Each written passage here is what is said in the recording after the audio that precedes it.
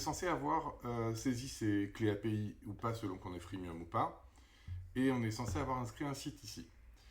Donc une fois qu'on a inscrit son site et qu'on a réglé les directives de sécurité qui sont indiquées là, eh bien on va cliquer sur tester la connexion et à partir de là, si le site est bien connecté, on va se retrouver avec un bouton pour modifier le site internet. Donc on cliquera sur le bouton modifier le site internet et on arrive ici. Donc on modifie son site.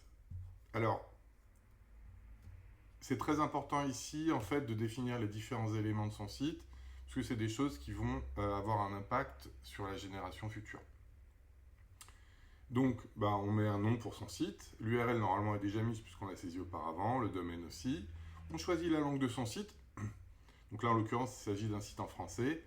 On choisit sa date de mise en ligne, ça c'est très intéressant pour pouvoir aller récupérer WebArchive à partir d'une certaine date.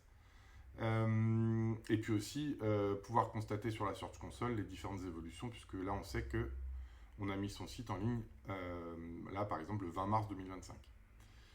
Là on a un petit paramètre qui nous permet de forcer la génération des titles en fonction des titres d'articles pour ce site ou pas. Les personnes qui font du Discover le décochent puisqu'ils veulent conserver le title égale le titre, c'est-à-dire le H1.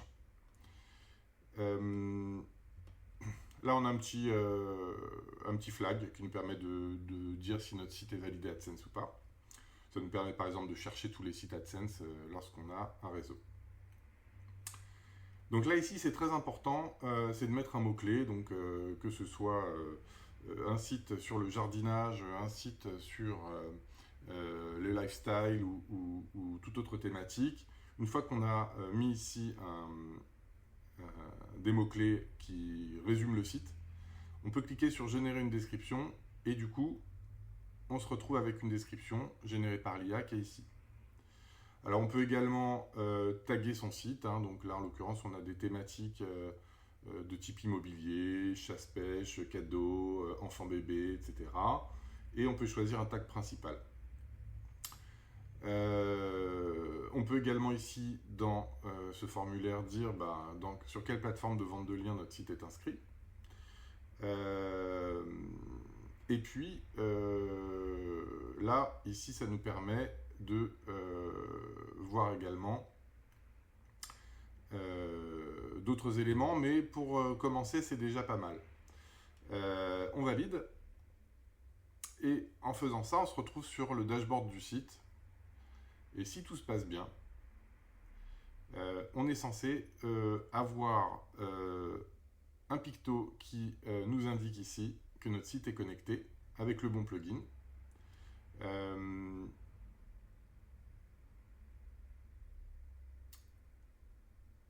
Et donc ça, c'est ce qu'on appelle le dashboard du site. Donc le dashboard du site, c'est l'élément sur lequel on se retrouve tout le temps pour pouvoir travailler sur son site.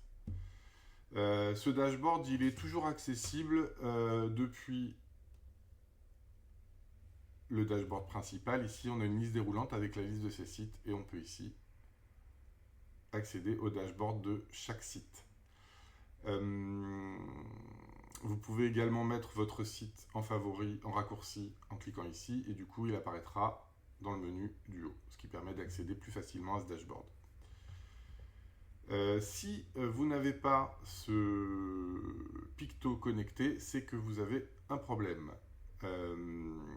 Ce problème, il est lié en général à un sujet lié à la sécurité.